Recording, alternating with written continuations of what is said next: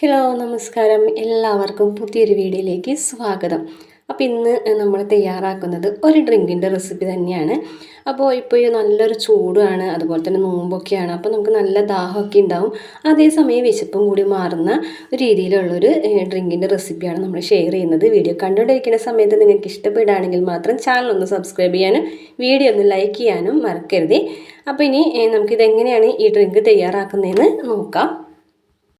ആദ്യം തന്നെ ഒരു പാൻ സ്റ്റവിൽ വെച്ചിട്ട് നമുക്ക് അതൊന്ന് ചൂടാക്കിയിട്ട് അതിലേക്ക് ഒരു ടീസ്പൂൺ നെയ്യ് ഒഴിച്ചു കൊടുക്കുക. അതിനുശേഷം കുറച്ച് നട്ട്സും കൂടി ഇട്ട് കൊടുക്കാം. ഞാനിവിടെ ബദാമും കാഷ്യൂവും ഇട്ടിട്ടുള്ളത്. അതിനുശേഷം ഒരു അരക്കപ്പ് അളവിൽ സേമിയയും കൂടെ ചേർത്ത് കൊടുത്തിട്ട് നന്നായിട്ടൊന്ന് റോസ്റ്റ് ചെയ്തിട്ട് എടുക്കുക.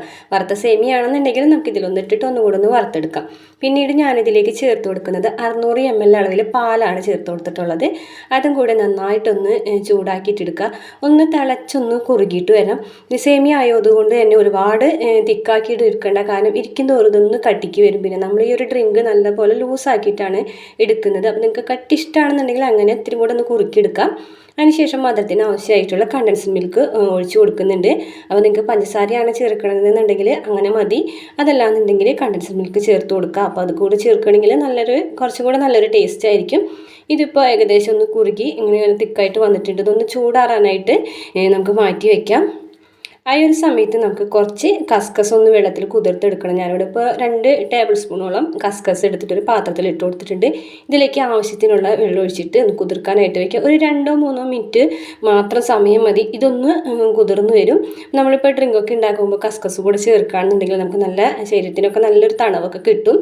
അപ്പോൾ നമ്മുടെ സേമിയ കൊണ്ടുള്ള ഈ ഒരു ഡ്രിങ്ക് ഇവിടെ തണുത്തൊക്കെ വന്നിട്ടുണ്ട്. അപ്പോൾ നിങ്ങൾക്ക് ഫ്രിഡ്ജിൽ വെച്ചിട്ട് നന്നായി തണുപ്പിക്കണം എന്നുണ്ടെങ്കിൽ അങ്ങനെ ചെയ്യാം. പിന്നെ ഞാനിതിൽ ഫ്ലേവറിന് വേണ്ടിയിട്ട് ഒരു 1/2 ടീസ്പൂൺ അളവിൽ വാനില എസൻസ് ഒഴിച്ച് കൊടുക്കുന്നുണ്ട്.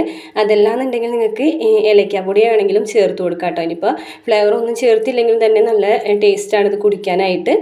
ഇനി ഇതിലേക്ക് നമ്മൾ കുറച്ച് കസ്കസ് വെള്ളത്തിലിട്ട് കുതിർത്ത് വെച്ചതും കൂടെ ചേർക്കുകയാണ്. അപ്പോൾ നമ്മുടെ ഇഷ്ടത്തിനനുസരിച്ച് ഇട്ട് കൊടുക്കാം. പിന്നെ ഒരു ആപ്പിൾ ചെറുതായിട്ടൊന്ന് കട്ട് ചെയ്തിട്ട് അതും കൂടെ ചേർത്ത് കൊടുക്കുന്നുണ്ട്. നല്ലതുപോലെ ചെറിയതാക്കി കട്ട് ചെയ്യുകയാണെങ്കിൽ ഇതിങ്ങനെ കുടിക്കുമ്പോൾ ഇടയിലൊന്ന് കടിക്കാനായിട്ട് നല്ല ടേസ്റ്റ് ആയിരിക്കും. ഇപ്പോൾ നട്ട്സും ആപ്പിളും അതുപോലെ തന്നെ സേമിയും ഒക്കെ കൂടിയിട്ടാകുമ്പോൾ നല്ലൊരു ടേസ്റ്റുള്ള ഒരു ഡ്രിങ്ക് തന്നെയാണിത്. അപ്പോൾ നമുക്ക് വിശപ്പും മാറും, ദാഹവും മാറും. അങ്ങനത്തെ ഒരു ടേസ്റ്റി ആയിട്ടുള്ളൊരു ഡ്രിങ്കാണ്.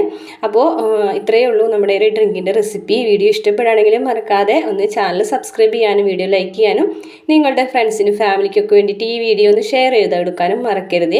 പുതിയൊരു വീഡിയോ ആയിട്ട് കാണാം. താങ്ക്